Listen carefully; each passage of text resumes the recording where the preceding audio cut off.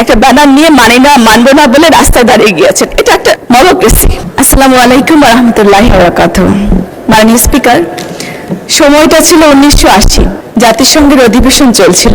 তৃতীয় বিশ্বের একজন রাষ্ট্রনায়ক ভাষণ দিতে উঠছিলেন। সেখানে উপস্থিত নামি দামি বিশ্বের নামি দামি নেতারা কেউ যেন তৃতীয় বিশ্বের সেই প্রেসিডেন্টের ভাষণের দিকে মনোযোগী দিতে চাচ্ছেন না, পাত্তা দিচ্ছিলেন না। নিজস্ব আলাপচারিতায় তারা ব্যস্ত ছিলেন। কিন্তু কিছু সময় পরে তৃতীয় বিশ্বের সেই প্রেসিডেন্ট যখন নিজের দৃঢ় ব্যক্তিত্ব, সুদীপ্ত উচ্চারণ, যৌক্তিক উপস্থাপনায় নিজেকে প্রমাণ করছিলেন, প্রত্যেকটা রাষ্ট্রপ্রধান তার দিকে চেয়ার ঘুরে তাকিয়েছিলেন। তিনি ছিলেন মাননীয় স্পিকার আমাদের শহীদ রাষ্ট্রপতি জিয়াউর রহমান। বাংলাদেশের নতুন করে চিন্তা শিখেছে বিশ্ব সেদিন থেকে। মাননীয় স্পিকার, তারই সুযোগ্য সন্তান আমাদের honourable prime minister Tarique Rahman 45 বছর পরে আবার রাষ্ট্র ক্ষমতা গ্রহণ করেছে, জনগণের দায়িত্ব গ্রহণ করেছে। কিন্তু তার কিছু পূর্বে এমন একটি শাসক বাংলাদেশের উপর দানবীয় রাষ্ট্র শাসন ক্ষমতা কায়েম করেছিল, একজন নারী, রাক্ষসী নারী। তার অত্যাচার, অনাচার, জুলুম, নির্যাতন, গুম, খুনে পুরো চাপা পড়েছিল বাংলাদেশের মানুষের আত্মা তার দুঃশাসনের নিচে।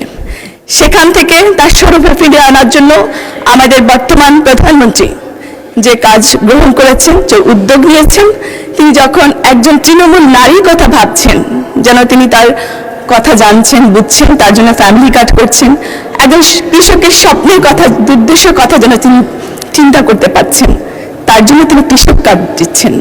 একজন চা শ্রমিকের জীবনধারার জন্য তিনি চিন্তা করছেন, তার জন্য ঘর বাড়ি করার জন্য তিনি টাকা দিচ্ছেন।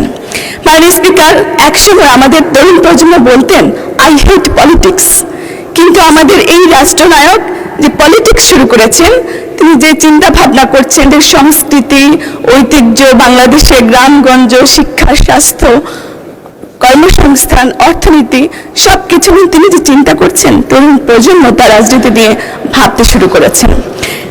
মাননীয় স্পিকার, স্বাস্থ্য শিক্ষা ব্যবস্থা বিবিএস এর তথ্য মতে 15 থেকে 29 বছরের তরুণরা এদেশ থেকে পালিয়ে যেতে চায়।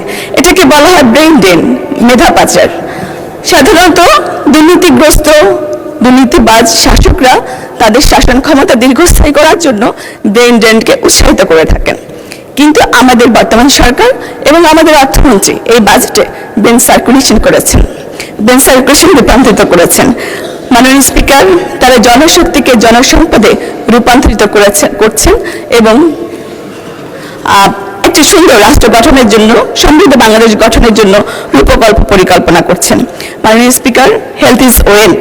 সে কারণে বর্তমান সরকার স্বাস্থ্য খাতে বিনিয়োগকে ব্যয় নয়, বরং মানব সম্পদ উন্নয়নে অর্থনৈতিক অগ্রযাত্রার প্রধান হিসেবে বিবেচনা করেছেন। শিক্ষা ও স্বাস্থ্য খাতে এশীয় প্রশান্ত মহাসাগরীয় অঞ্চলগুলোতে জিডিপি অর্জনের সবচেয়ে কম বরাদ্দ ছিল এই বাংলাদেশে। মাননীয় স্পিকার, 2026-27 অর্থ বছরে ভঙ্গুর অর্থনীতি, মূল্যবোধহীন সমাজ সংস্কারে যে দুঃসাহসিক চ্যালেঞ্জ গ্রহণ করেছে, সেখানে বিএনপি বিরোধী শিবিরের চিন্তাবিদরাও এই বাজেটকে চিন্তাশীল বাজেট বলতে বাধ্য হয়েছে। কিন্তু সেখানে আমাদের অপোজিশনে যারা বসে আছেন, তারা কখনো বলার চেষ্টা করছেন এই ছায়া বাজেট দিয়ে সাহায্য করেছেন। আমার দেখা যায় তারা বাজেট প্রকাশিত হওয়া অবস্থায় একটা ব্যানার নিয়ে মানবো না বলে রাস্তায় দাঁড়িয়ে গিয়েছেন। এটা একটা ডেমোক্রেসি। মাননীয় স্পিকার, কখনো বলছেন গরিবের মারার বাজেট, কখনো বলছেন বিনিয়োগের পরিবেশ নেই, আবার কখনো তারা গণতান্ত্রিক বাজেটের অনিয়ম লক্ষ্য করছেন। মাননীয় স্পিকার, আমি শুনেছি আমাদের অপোজিশন পার্টির নেতাদেরকে কর্মী কিংবা সাথী হতে হলে তাদেরকে অনেকগুলো বই পুস্তক পড়তে হয়।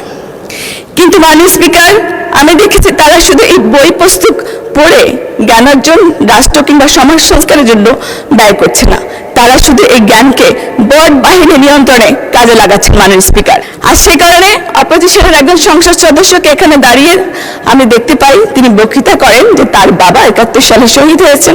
আমরা জানতে পারি পরবর্তীতে তিনি জন্মগ্রহণ করেছেন 81 সালে। মাননীয় স্পিকার, আমি বলতে চাই তিনারা যেন পরচর্চা না করে গঠনমূলক সমালোচনা করে, কারণ আমাদের প্রধানমন্ত্রী তারেক রহমান গঠনমূলক সমালোচনাকে অত্যন্ত গুরুত্ব সহকারে বিবেচনা করেন। মানে স্পিকার একটু আগে একজন সংসদ সদস্য, নারী সংসদ সদস্য অনেকগুলো কথা বলে গিয়েছেন, বলেছেন এখানে লোকসংস্কৃতি, আমাদের সুন্দরবনের ম্যানগ্রোভ এবং কর্মসংস্থান অনেক কিছু কথা বলে গিয়েছেন। তিনি এগুলো সংস্কারের কথা বলেছেন। তিনি হয়তো আমাদের অর্থমন্ত্রী যেদিন বাজেট প্রকাশ করেছিলেন সেদিন তিনি তার বক্তৃতা শুনেননি এবং আমাদের যে বইটা আছে সেটাও তিনি পড়েননি। আমি অনুরোধ করব তিনাকে সেই বইটি পড়ার জন্য, তাহলে তিনি বুঝতে পারবেন আমাদের প্রধানমন্ত্রী এবং অর্থমন্ত্রী সহ আমাদের মন্ত্রী পরিষদের সদস্যরা বর্তমানে যে বাংলাদেশ নিয়ে চিন্তা করছেন সেখানে তার প্ল্যানের সবকিছু বাস্তবায়িত হবে। ধন্যবাদ মাননীয় স্পিকার আমাকে সময় দেওয়ার জন্য। কি পয়েন্ট অফ অর্ডার, কি নিয়ে ওনার বক্তব্যের উপরে বলেন। মাননীয় স্পিকার, আপনাকে ধন্যবাদ। মাননীয় সংসদ সদস্য যথেষ্ট সুন্দর বক্তব্য দিয়েছেন, কিন্তু উনি ওনার বক্তব্যের মাঝে কথা প্রসঙ্গে বলেছেন যে বাজেট প্রতিক্রিয়ায় জামাত ইসলামী যে মিছিল করেছে, প্রতিবাদ করেছে, সেটাকে তিনি মবক্রেসি বলেছেন। আমি এই শব্দটি এক্সপেন্স করার জন্য আপনার মাধ্যমে অনুরোধ করছি। মাননীয় সদস্য, এটা কোনো অশ্লীল শব্দ না। আপনার যখন বাজেটে বলার টার্ন আসবে তখন এটা ভালোভাবে জবাব দেবেন। এখন এটা এক্সপেন্স করার মতো কোনো কিছু না। মাননীয় বিরোধী দলের নেতা বলুন। ধন্যবাদ আপনাকে। আসলে মোবক্রেসি শব্দটা কোনো ভালো মিনিং ক্যারি করে না। ডেফিনেটলি এটা একটা অবজেকশনেবল শব্দ এবং আমার ধারণা তিনি খেয়াল করলে এটা বলতেন না, বেখেয়ালে বলে ফেলেছেন।